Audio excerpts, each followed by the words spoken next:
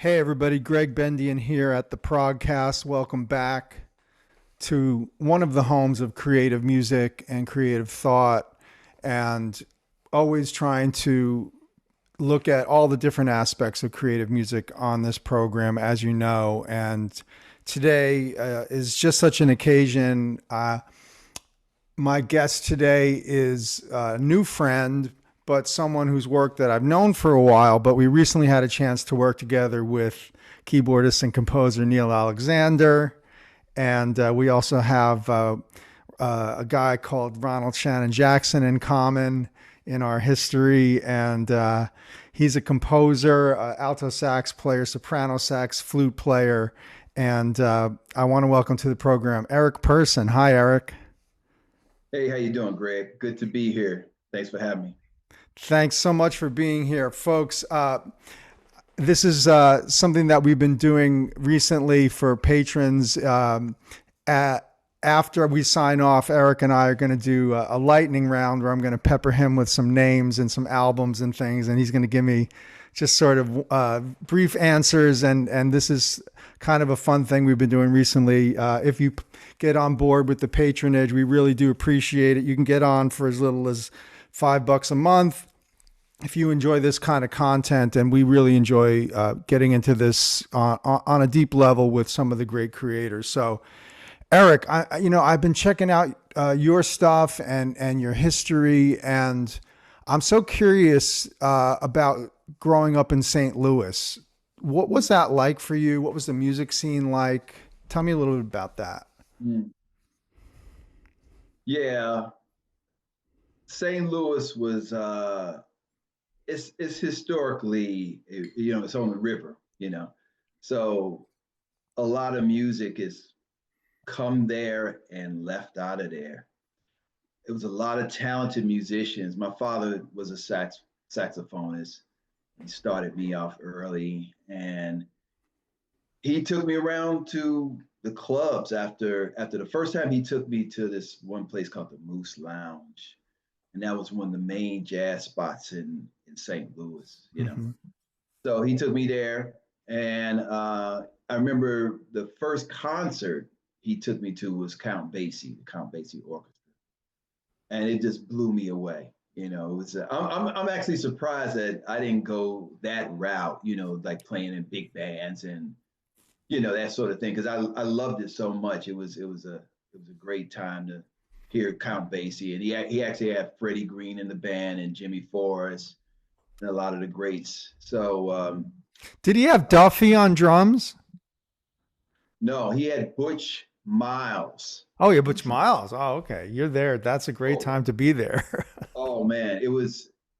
I remember Butch's playing the most actually of the gig. I'm sorry, and Jimmy Forrest. You know, so then after that, he took me to other concerts, and I just immersed myself more and more with music, especially after we left the North St. Louis, the main city part, and moved out to Normie, which wasn't way out, but it was just like if the city was here, then Normie, it was like right here. It was like almost like next to it, and so it was a lot of great musicians playing in St. Louis. I actually, as I got more into music, especially in high school, I just found myself in different places, like learning theory at Washington U, and I went to the Jamie Aebersold. I got a scholarship uh, to go to the Jamie Aebersold camp that one summer. I think I was a sophomore. I met a lot of the great cats that I would know in New York, like Dave Liebman and Todd Coolman and Arnie Lawrence. Actually, Arnie Lawrence helped me to get that scholarship because he saw my potential and everything. And he worked with Chico Hamilton, which we'll talk about later. But it was a great place to kind of find myself in different pockets of connection with great players like Joe Charles, Big Joe Charles. He actually inspired Elvin Jones. Elvin, when he would come through St. Louis or around the area, he would always go and listen to Big Joe Charles. And my CD Duoscope which is a duo with drummer Shinosuke Takahashi, was dedicated to Big Joe Charles. Wow. Yeah, but it was a lot of great players. Freddie Washington, he played saxophone.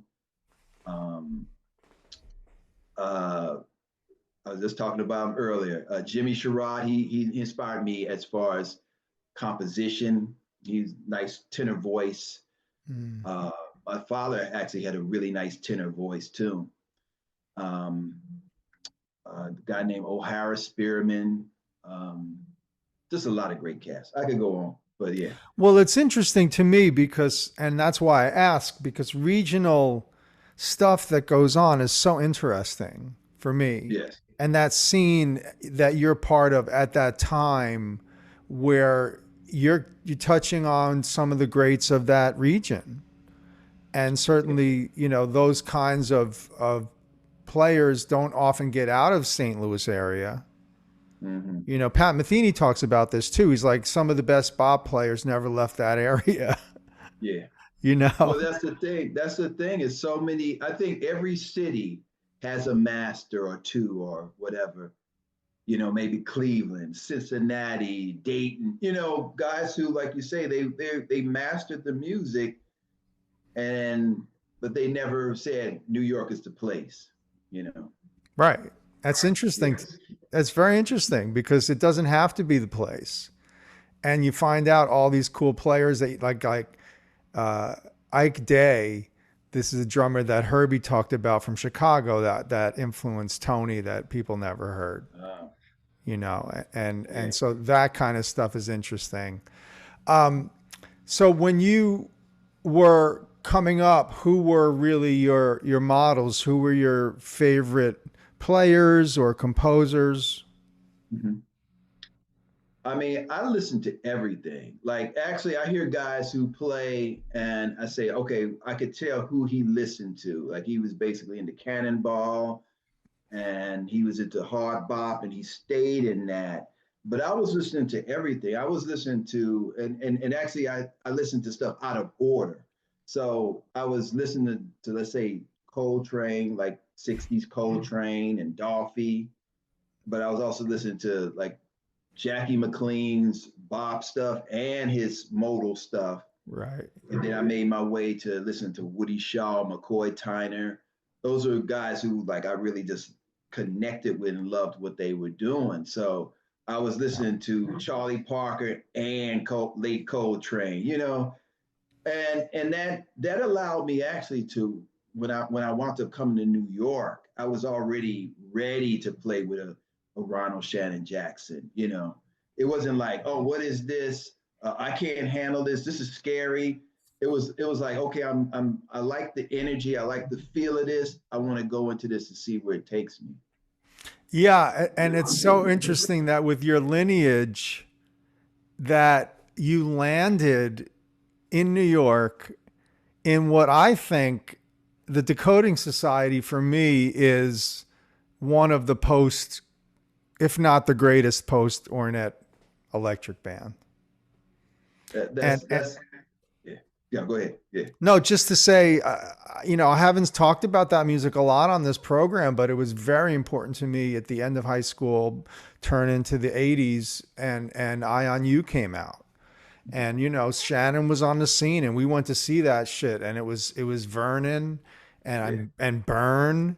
I mean, you know, like things that you'd never going to happen again. Byrd Lancaster was in that first band. So yeah, it's so deep that you were in that band and doing that stuff because Shannon's one of the great masters, you know, and I, especially going into Cecil's band when I did, it was a goal during high school to listen to all the Cecil drummers and to try to study with as many of them as possible because I wanted to get the Cecil gig.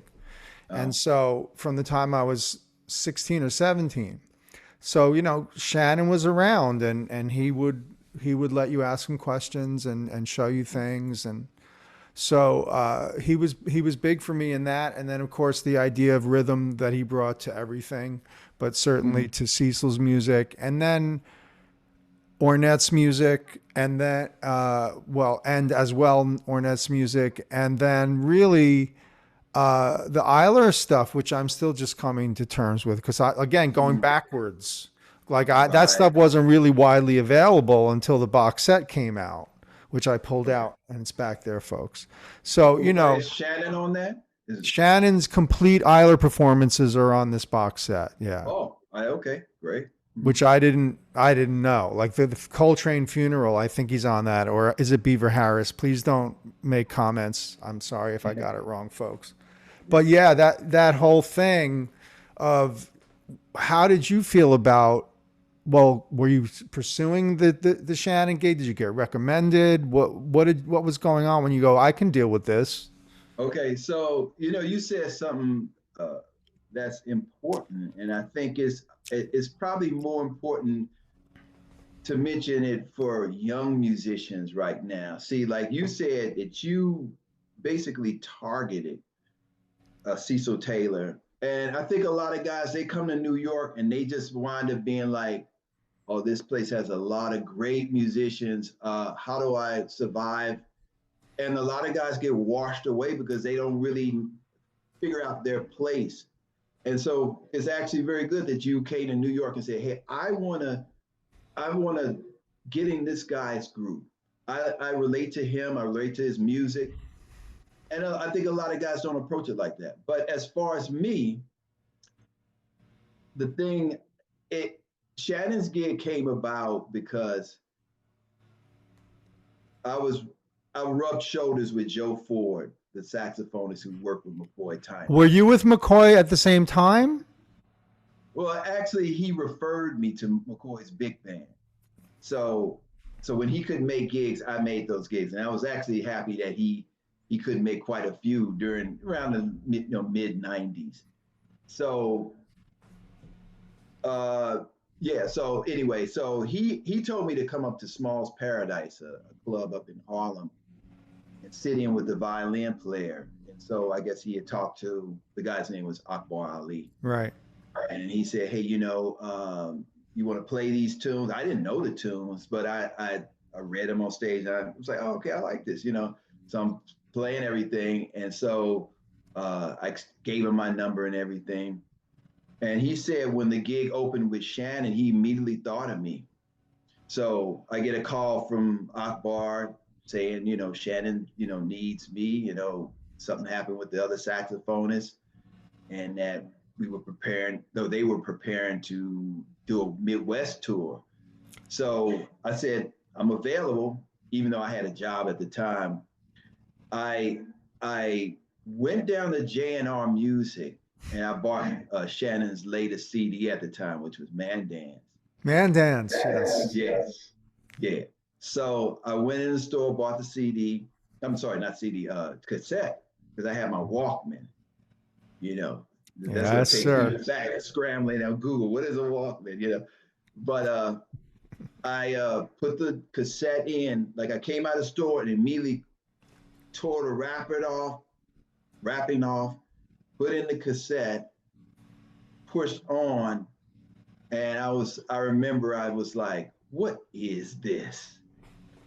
I was like, I wasn't prepared for the energy, just the onslaught of everything, the drums and just how the horns sounded.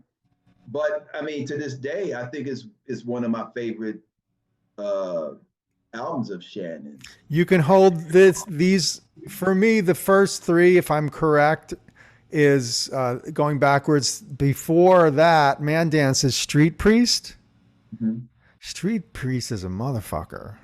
Yeah, it's a great record. Yeah. Right? I can't find it. I don't know where it is, anymore. So finding Street Priest, please, anybody advise me.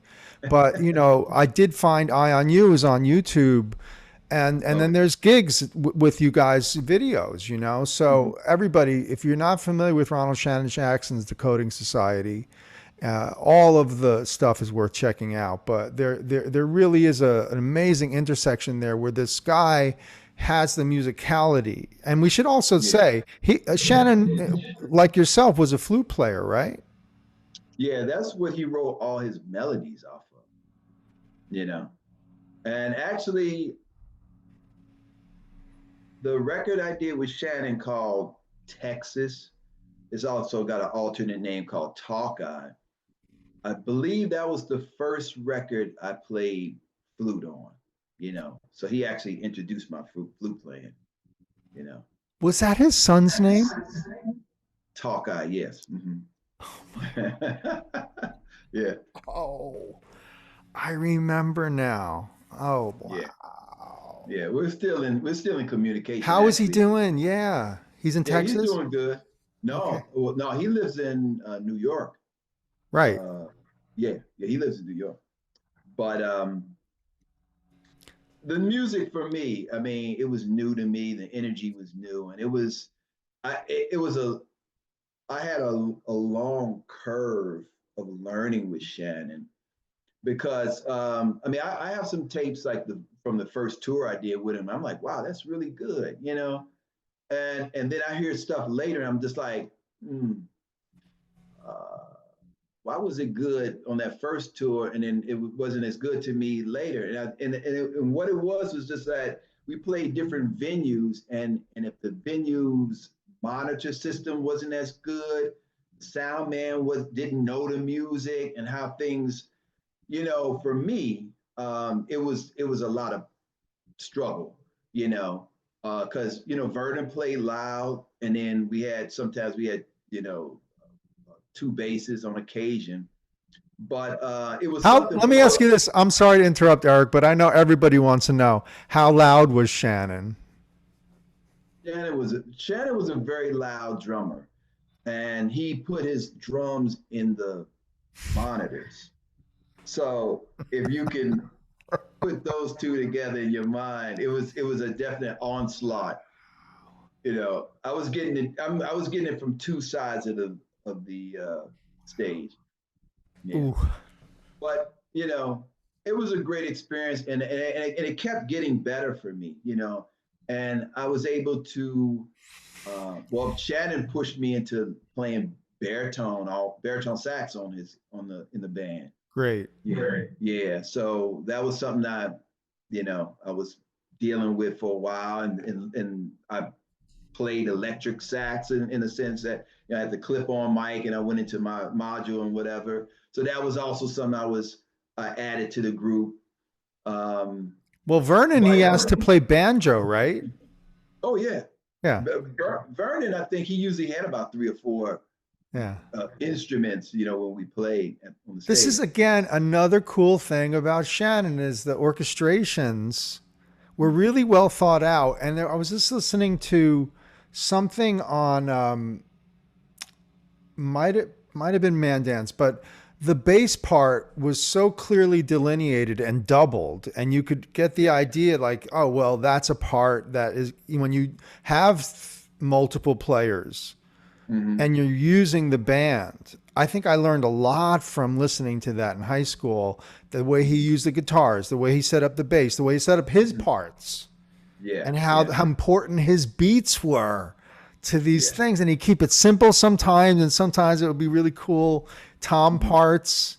Yeah, And you know, he was the part master on the kit. So yeah, I just love that he really is writing for everybody. yeah.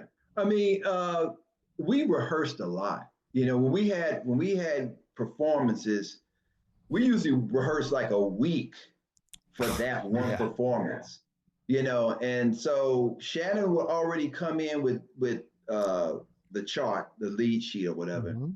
and it would be just kind of vagueness there. You know, just like notes with not much value to them, or it was all, you know, kind of sketched out. And then he would have his drum part. He would say, "Hey, this is kind of what I'm, you know, going to play under that." And so I basically shaped those melodies over what he was doing. You know, it'd be a little talking maybe between me and the violinist or whoever else was playing the lead, but Shannon kind of left us alone and let us make his melody sound the way they sound on those records. And actually, when I left the band, I was in the band for 3 years. After I left the band, um, his music kind of got very vague sounding to me, like melodically. because he started writing different, like in the period that I was in, he started writing this kind of tone poem kind of Hey, to over. his credit, I mean, Yeah, he was very restless creatively, and yeah. good for him that he changed stuff up, Mhm. Yeah, definitely. But when the band members changed, what depending on their strength and how they were connected to what he was doing, it went up or down. I heard some stuff where I was kind of like, that sounds kind of thin to me, because I know we kind of fleshed stuff out in a way like this guy was good at chords, this guy was good at riffs, like Vernon was really good at those riffs, and that's what he brought, Mhm. among other things. But I can hear that was something that added a layer to what was there. And then if a player came in and he didn't have that kind of strength, he might just be looking for guidance. But you had to really seize the moment as a player and kind of contribute. Like if you were hung up, oh well, I'm making your tune into this. I deserve some kind of credits, some royalties on the tune if we record it. That was the end of it. You really weren't in the right place. And I actually like it was a person who was actually like that. I won't mention his name, but you had to come in and just basically freely give, whatever you were going to give. Yeah, I do know that was exactly the situation with Cecil Taylor Trio. yeah. I think a lot of those old school guys were like that. Actually, Miles did a lot of kind of listening where like if you were like just kind of going through something like working something out, he'd be like, hey, what's that? And he'd be like, play that again. And then you play it again, next thing you know, that's a tune, but it ain't your tune, you know.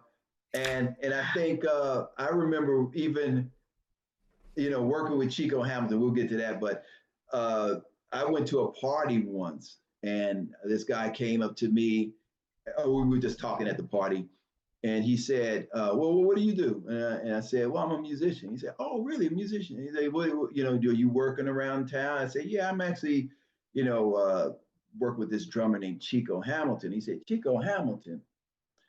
Chico, and then he went into this whole story about Chico, not giving guys credit at sessions and taking it. So it happens out here, so, you really kind of have to, you know, I could name understand. some as well, but I got Yeah. lucky on the Cecil record because for some reason the producer John Snyder asked if we could each play a solo piece to try Mm. to change things up. And Oh, I got two solo pieces on this A&M record with Cecil. One's called For Steve McCall and the other is Entity. And no questions asked, do whatever you want, and it was expected that you would be creative and you were hmm. listening Yeah. and you're really part of it with 100% of your musical focus. Yeah. And it's an honor to be in their presence. Let's face it, Hmm. because Hmm. they're Hmm. bringing that energy that's like from the source, No doubt. right? Hmm. So, I Oh mean, yeah. Shannon with Cecil, I recently went back to some of that stuff and it's burning, Oh yeah. you know. Yeah, I mean, so you got me definitely thinking about Shannon again after we did that Neil gig, Hmm. because I was confronted with this, oh, I haven't really even shown my son a lot of Shannon stuff. And that Hmm. band definitely hit. He was also a very varied composer. He could write in different styles, as you say, some Yeah. things that are sort of really nice or whatever. But Hmm. do you remember a tune in his book called Night Whistlers? Did you ever play No. Night Whistlers? No. Did he record that? That's on Eye on You. I didn't know if Okay. you did any old songs. Okay. So usually when we had Ba da da dee. Ba oh da da da. I mean, just this really lilting melody. And I love yeah. that tension that he would have of these floating melodies over these damn grooves. Yeah. Well, I mean, the thing about him, he so often we never played a lot of these tunes Like if we went out on, let's say we were going out and did a European tour. So we would have these tunes that we rehearsed and got really good. We played it the whole tour.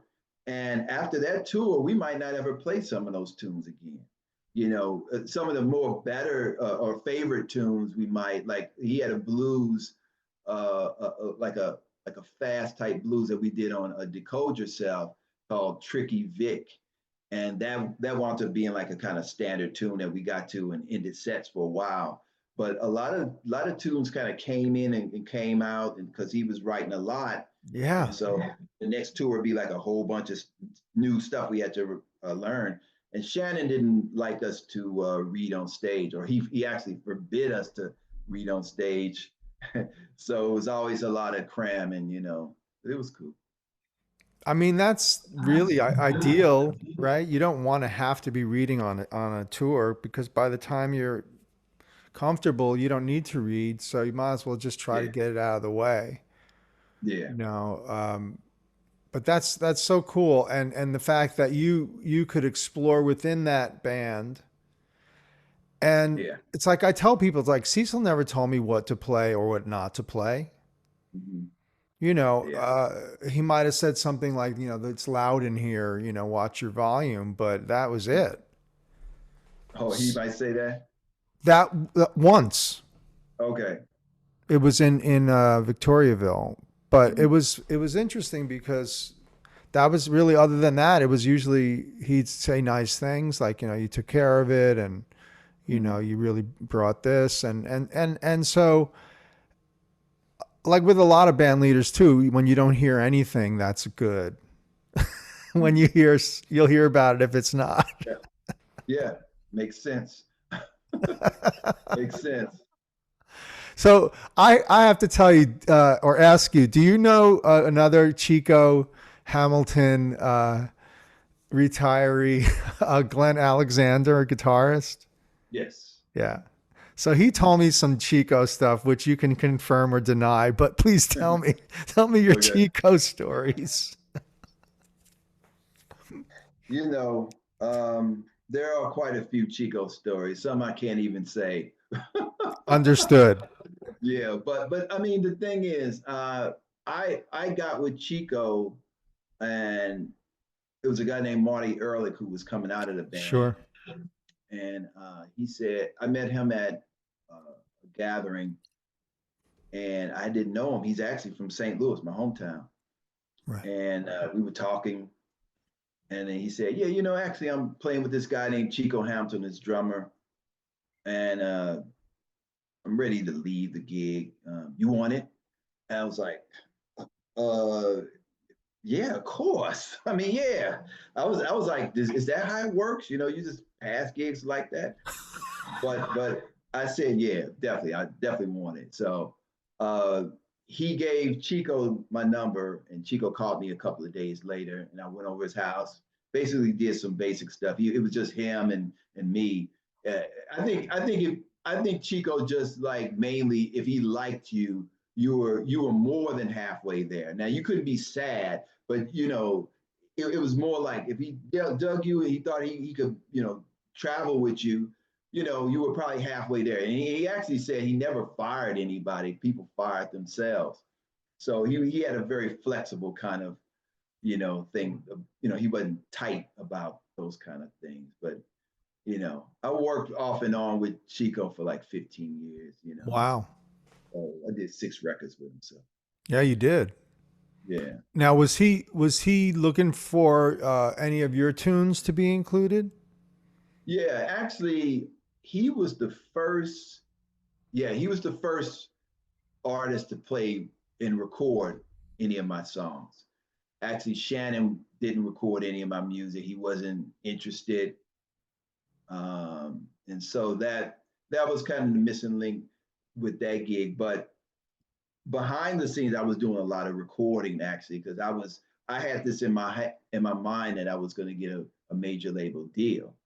And so I was, you know, when I was back in town, from playing with Shannon or Chico, because actually those gigs kind of overlapped a little bit. Uh, I was basically trying to get a major label deal.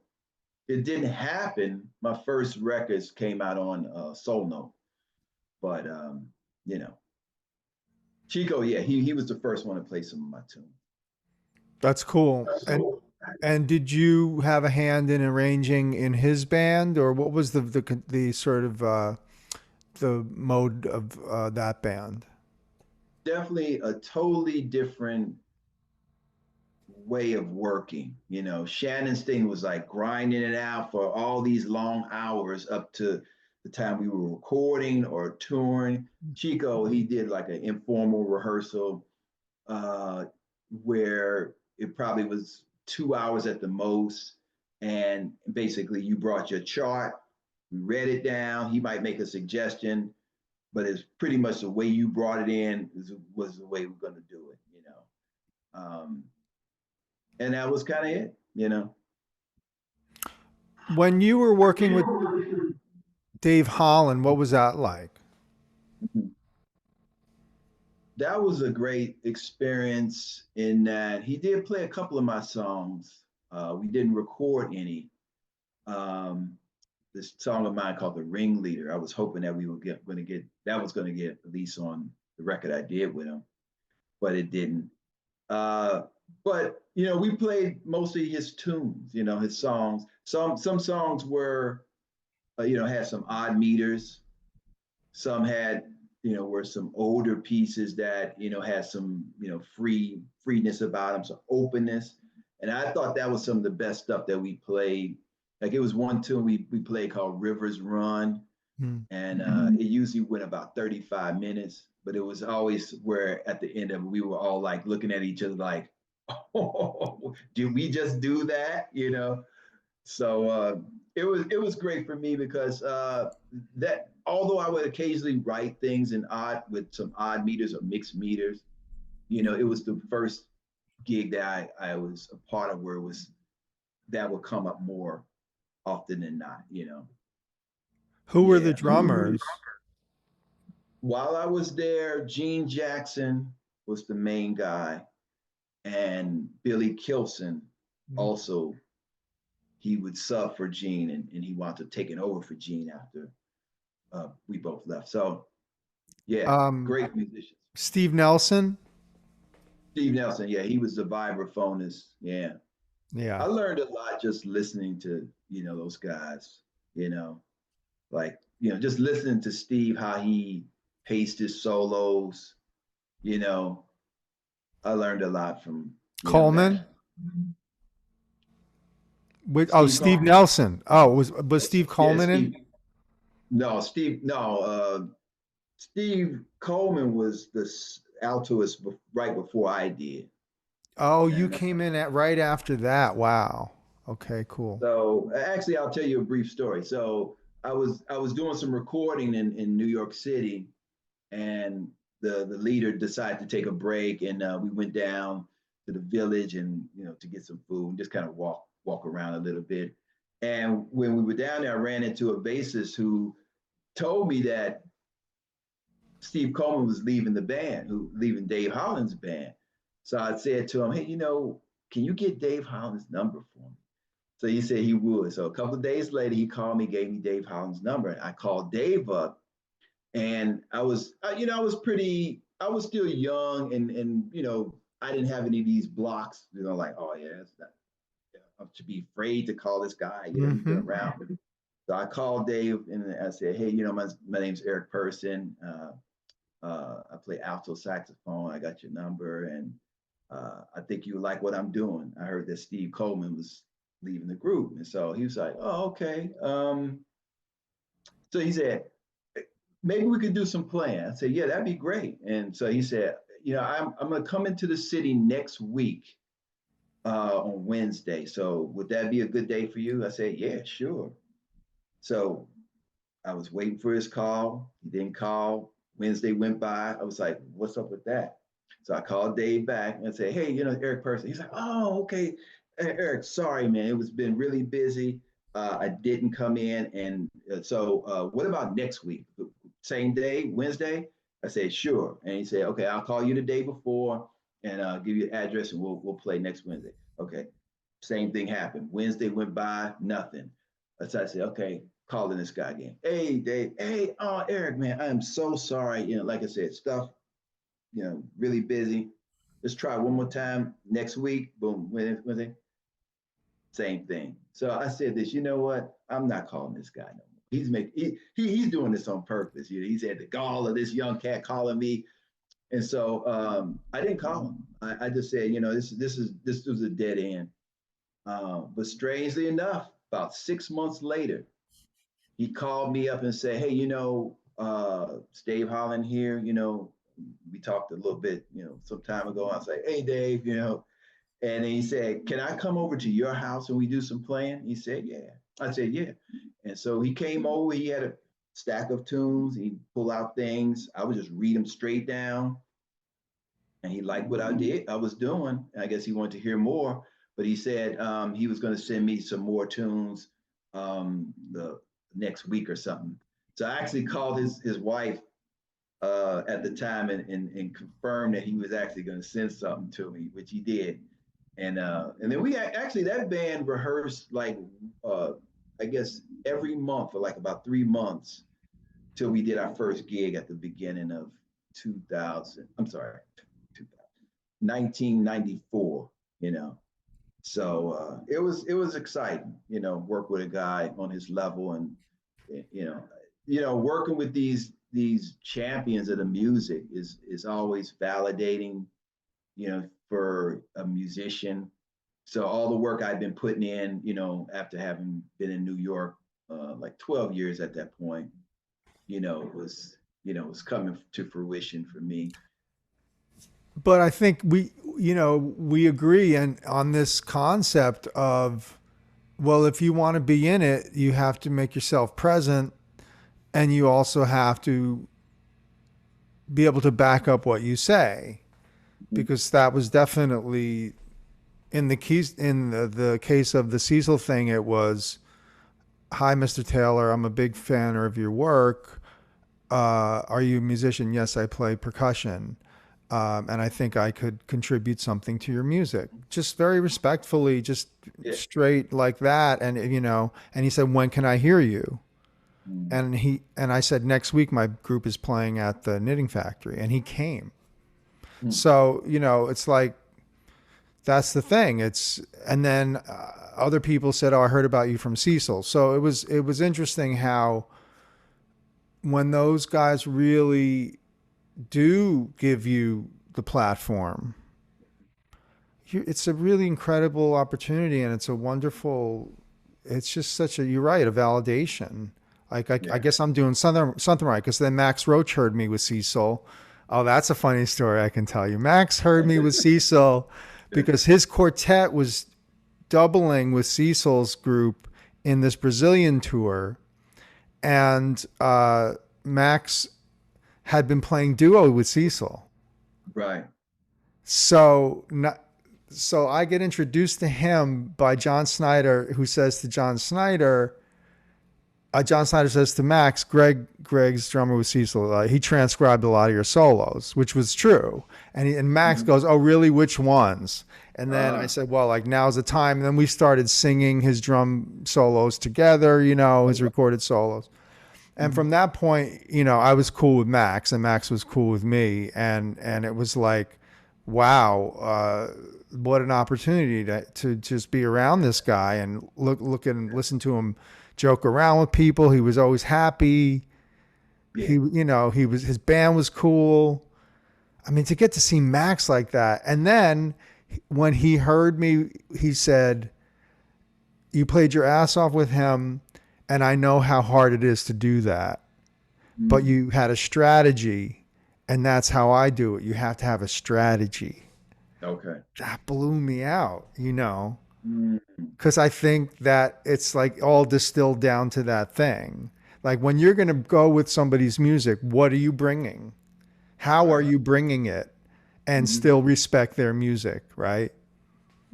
Yeah. Be in it, be part of it, be part of its growth, be part of its expansion, because they need the young guys. Don't forget, right? Look at Miles and those guys. He was looking for the young cats.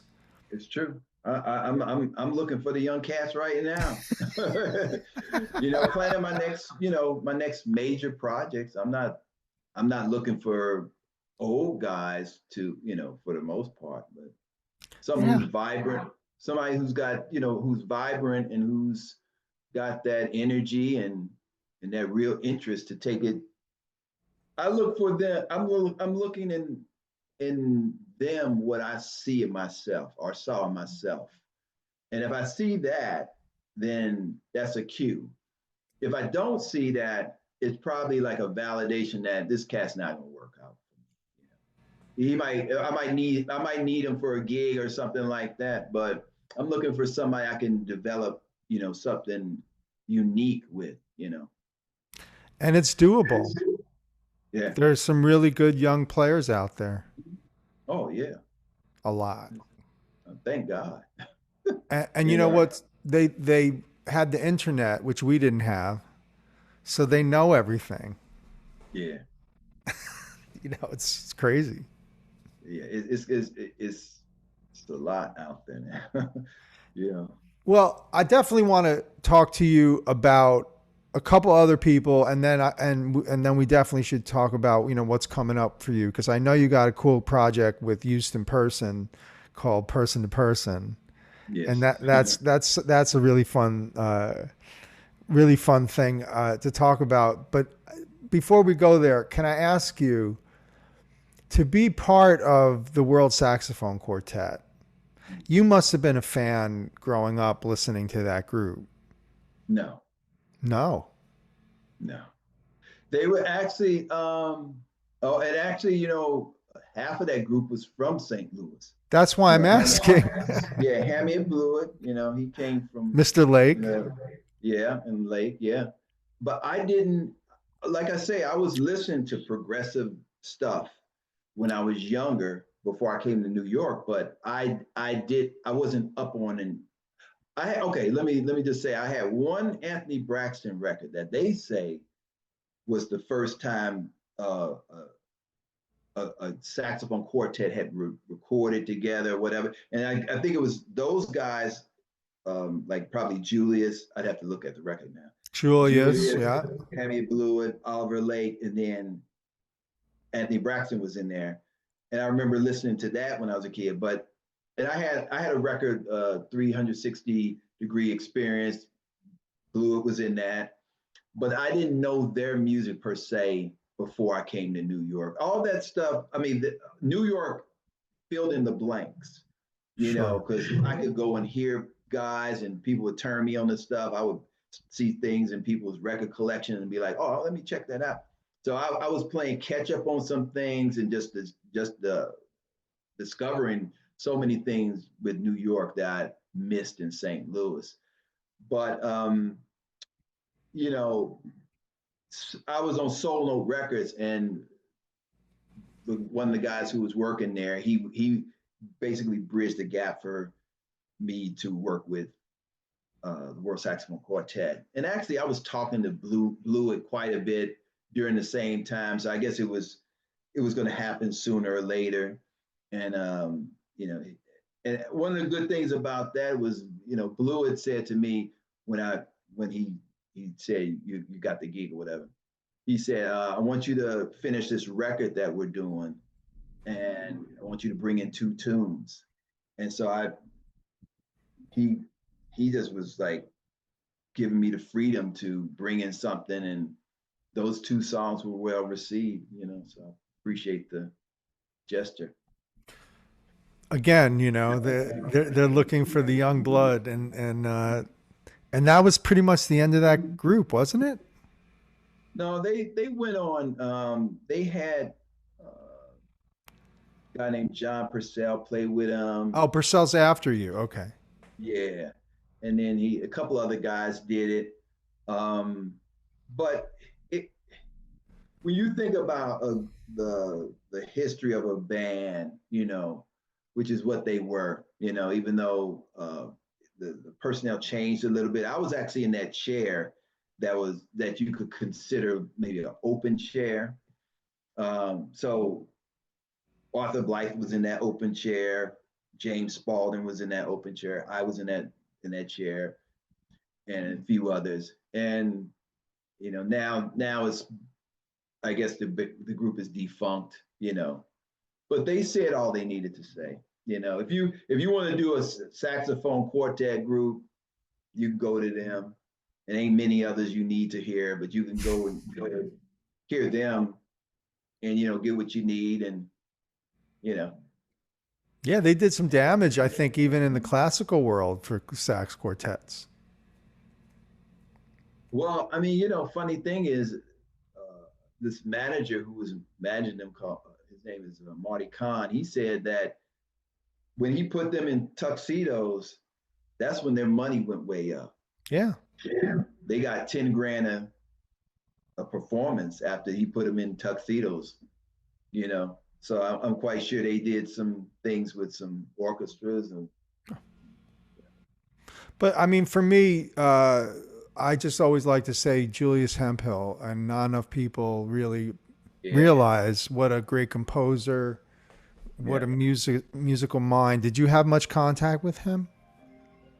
No, actually, by the time I got in the group, because like I say, I was in his chair.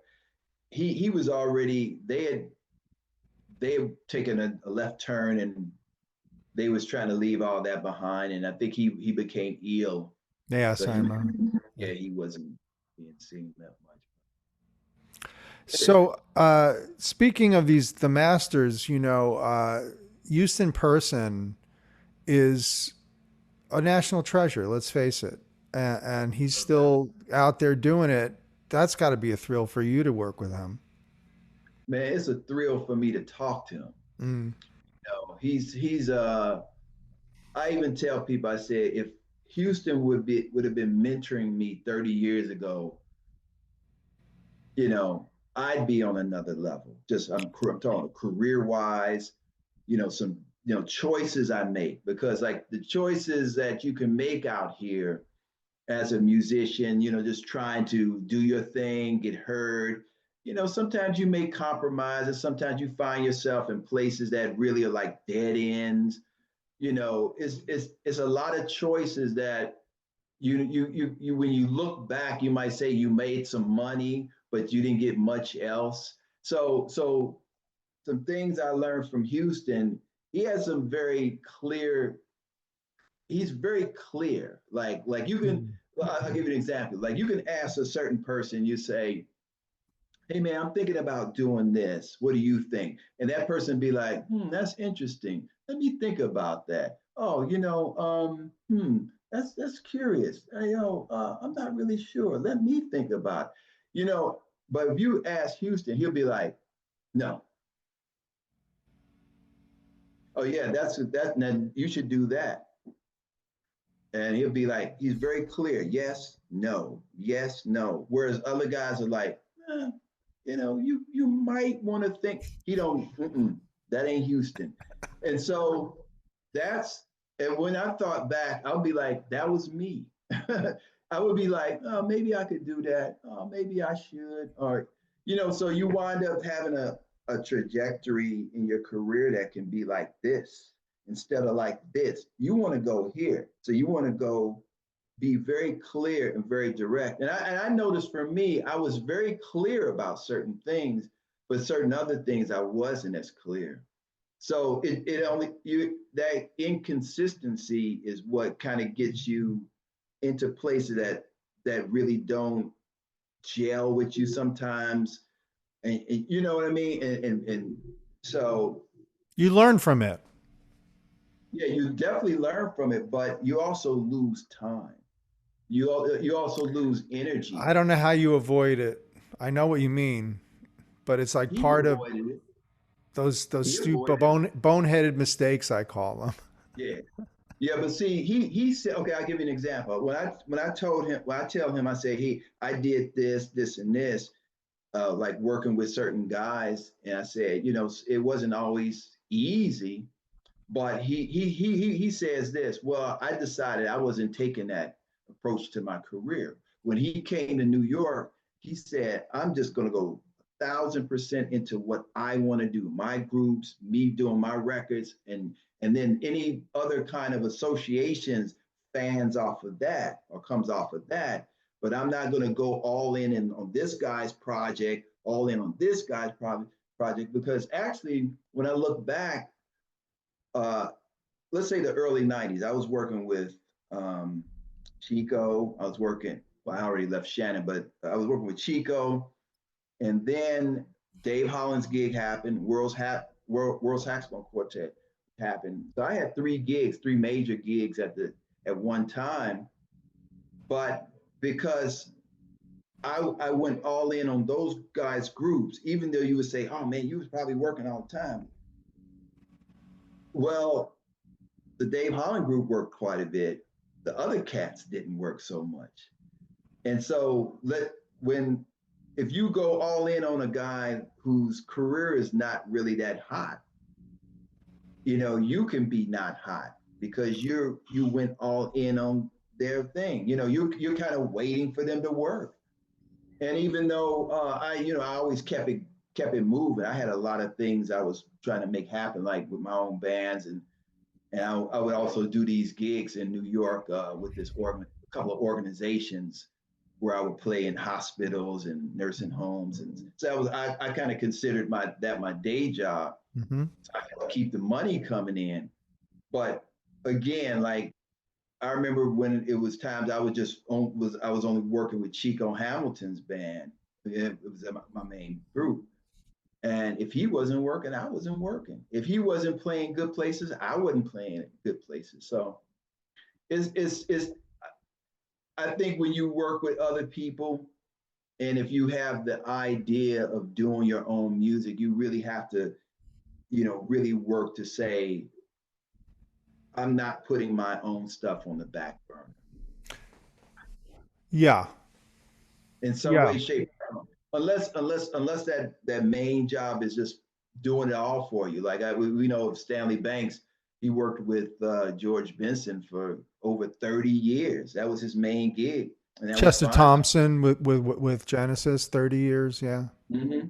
And that's fine if that's what, you envision your career as. But if you want to do your own music, you want to make things happen, Well, it's such a funny thing in retrospect, isn't it? It is. And it worked out for me. I mean, I'm still out there. I'm doing my music and everything, but you do learn as you go along, or you should, Oh no, I just feel like we learn from our mistakes. Hopefully we don't repeat them, and hopefully we have a more nuanced take on human interactions, not just music interactions, so that you bring that to the music, right? Oh yeah. So I mean, I agree with you. I mean, actually, me and Shannon, we bumped heads a lot, actually. And I've had guys who were in my groups who we bumped heads a little bit.